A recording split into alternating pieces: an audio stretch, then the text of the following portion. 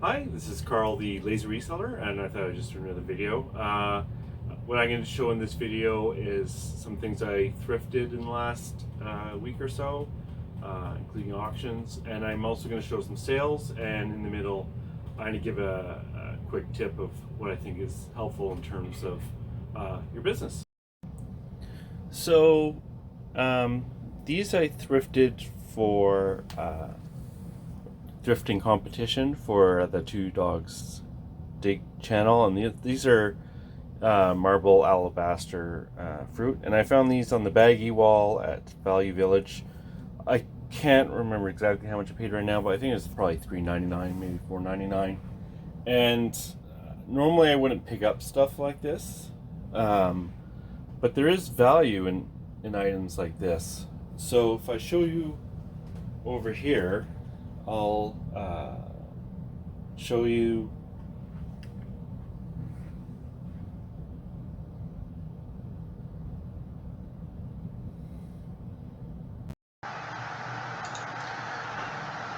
so when I want to learn a new category, what I do is just a search for the general topic, and as you can see, the alabaster fake fruit can be worth quite a bit of money.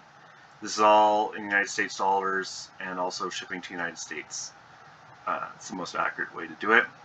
And usually what I do is if it's a new category and I'm trying to learn it, I'll simplify it, because if it's too complicated, I forget. So one thing that's worth looking for is the alabaster grapes. As you can see, they can sell for a lot of money.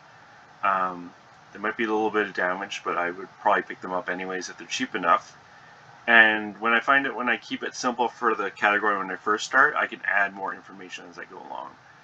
So you can see they're worth 80 to 100 American, so it's probably worth picking up.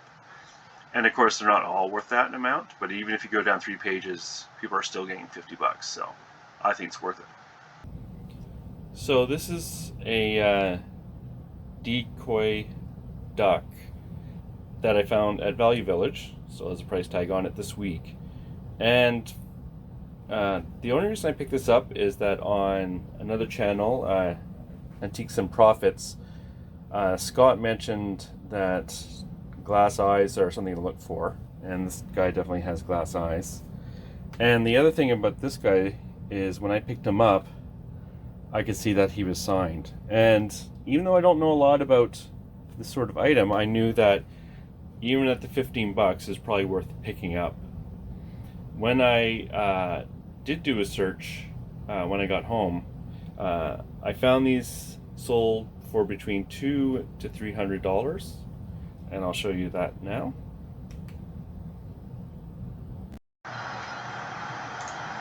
So here's the search I did. I took off the United States because there's not a ton of comps. The duck was actually made by Tory Ward. There's other wards out there, I guess.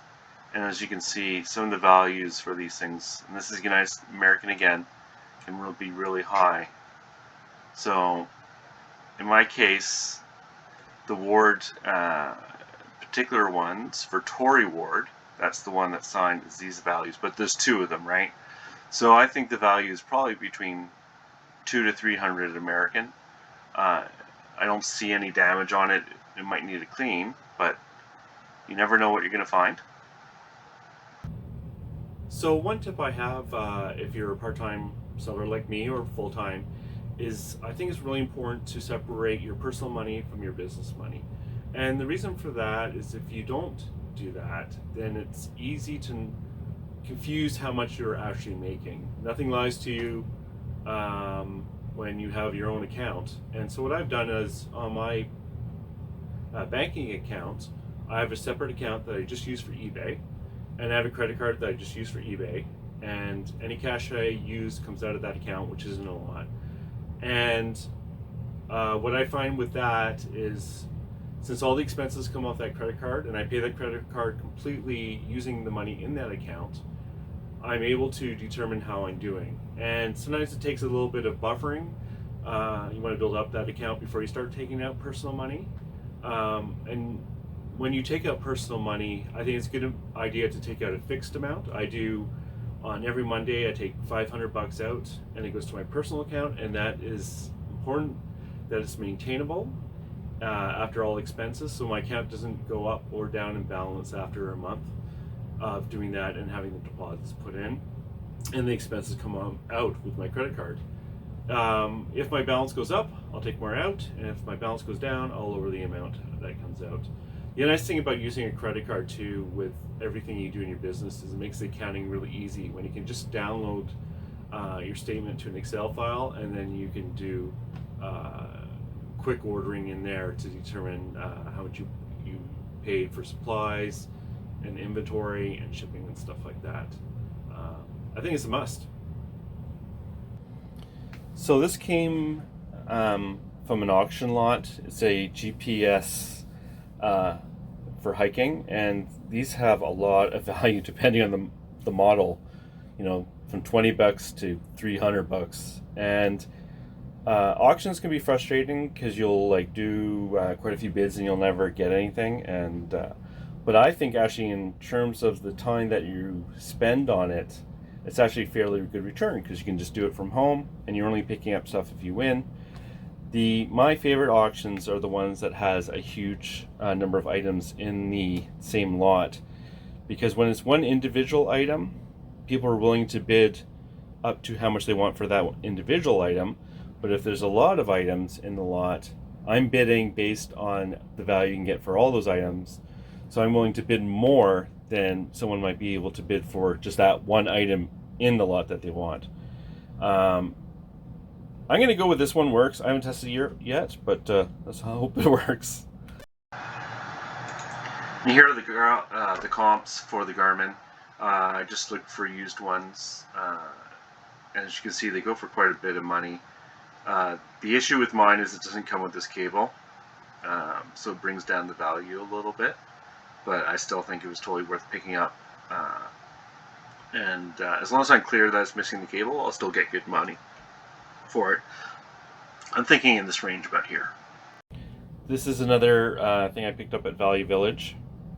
I know a lot of people do video games. I generally look at the PC ones because I know a few different games that have some value that are worth picking up if cheap enough, and this is one of them.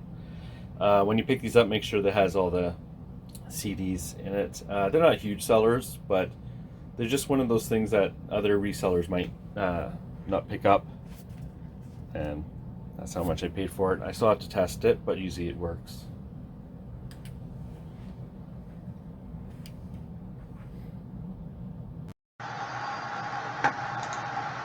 So here are the solds. Now obviously I'm just going to look at the ones with the item in it only and pre-owned. And this is American again. So about $40 American plus shipping, maybe 35, something like that. And to me it's not a ton of work. It's easy to store. I don't pick up a ton of these things, but I do keep an eye out for a few different ones.